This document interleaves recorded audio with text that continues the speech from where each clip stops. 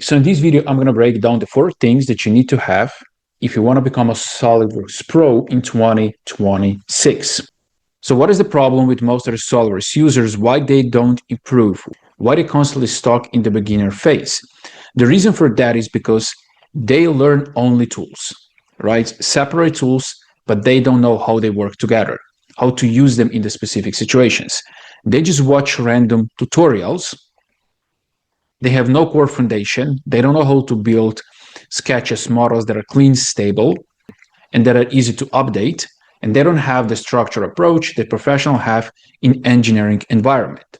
So we're going to talk about the 4 things that you need to have to fix these things to get to the SolidWorks professional level and start your career in 2026. The first one is design workflow. So what is the design workflow? So this is the sequence you follow to build a model correctly. It's how professionals organize their design process for stable, update-friendly models, right? Because once you have the workflow, you have cleaner models, you can faster make changes, you have less errors, you can much easier edit, and you have industry-ready work, right? So when you model, you have to ask yourself these questions. Which phase should I start from? Or what should I sketch first? What should be my first sketch? Or should I use this feature, or I should use that feature? Or should I create reference geometry to create a new sketch?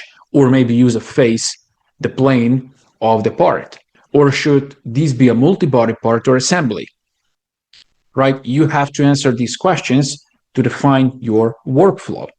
And this is the difference between beginners and professionals. Beginners, they only learn tools, random approach to design, and that creates a messy models. Professionals, they always follow workflow, systematic design approach, and this builds clean models, right? You always need to have the workflow. So that's number 1. Number 2 is design logic. So what's that? Design logic is the reasoning behind every design decision. Why this matters? Because design logic answers what is the most efficient, stable, future-proof method. What design logic teaches you? For example, when you select features, why choose extruded boss instead of revolve, right? Or sketching method, why sketch this way and not that way? Or reference importance, why this reference matters for future edits? Reference plane, for example, right? So workflow gives you the sequence, what you're going to use first, second, third, and so on. And design logic is the reasoning why I'm using this specific feature, this specific sketch, or why I start this thing first, this thing second, right? So you need a workflow, but in order to have the workflow, you must have design logic. You must know, okay, why this first, this second. Thing number 3 is design intent. This is about building unbreakable models. So what is design intent? The ability to build models that update cleanly, adapt to changes, don't break with new dimensions, don't explode when you modify a parameter. So design intent is, how can I design this model when I make some changes in the future, like parameters, that the model will not break? So what are the components of the design intent? Fully defined sketches, right? Complete geometric constraints. You need to define first constraint relations between sketch entities and then dimensions, right? When you do that with intent, then later you make updates, your sketch doesn't break. Proper constraint, this is what we mentioned. Feature planning, also, which is going to be first, second, and so on, which is very connected to design logic and design workflow. And then also reference usage, right? Which plane you're going to create that you're going to use to create a sketch. Where are you going to create this plane, right? So when later I make updates, this will not break.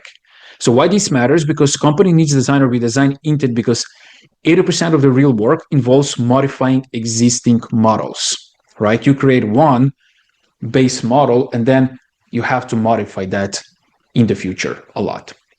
And thing number 4 is SolidWorks certification.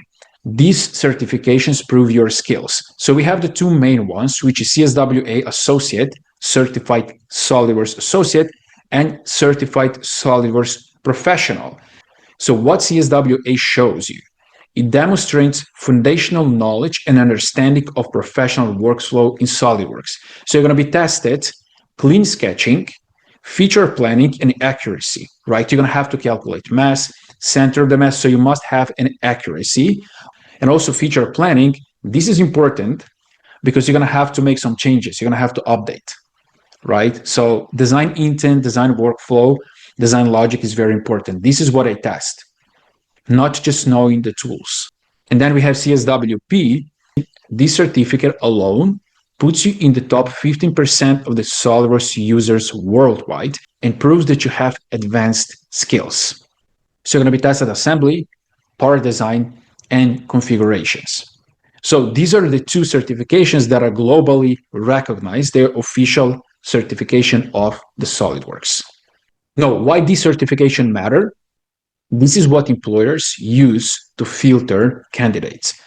Recruiters as well, they search for someone who has CSWA, CSWP, instant credibility. They immediately know, okay, you have this skill level, that you have also design logic. Also, these give you professional identity. You have this certification and is protection for your career, that you have a certain level of skills. So to make a conclusion, here is your complete path to SolidWorks Professional. Learn design workflow, this step-by-step sequence for building models correctly. Learn design logic, the reasoning behind every decision you make. Then design intent, building model that update cleanly and adapt to changes.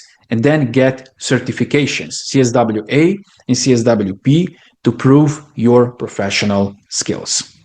And once you have these things, you're going to get confidence, you're going to get a speed, efficiency, you're going to be hireable, you're going to be versatile, you're going to be certified, and you're going to get better jobs and better freelancing projects. Now, if you're a complete beginner and you want to start learning SolidWorks, you can just click the link below and you can access my free course. And if you're more serious and you want to build a career in SolidWorks, then check out below my full program, SolidWorks Pro Accelerator, that will teach you all of these things: tools, workflow, logic, intent, and also prepare you for certifications. See you in another video.